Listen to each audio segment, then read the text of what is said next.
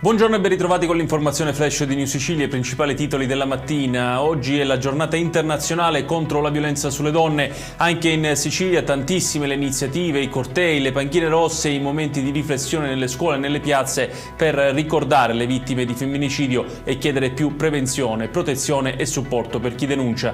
I dati però restano preoccupanti. Il fenomeno infatti, stando ai numeri, rappresenta ancora una vera e propria emergenza sociale.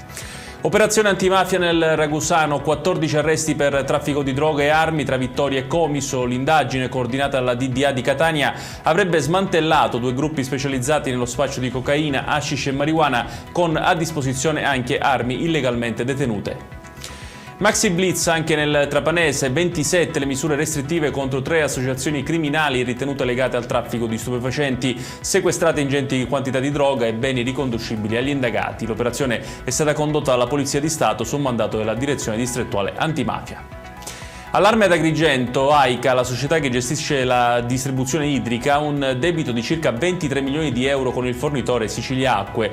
Dal 1 dicembre è previsto un taglio graduale delle forniture da 200 litri a 50 al secondo, il minimo garantito per legge, con il rischio di pesanti disagi per i cittadini se non verrà trovata una soluzione.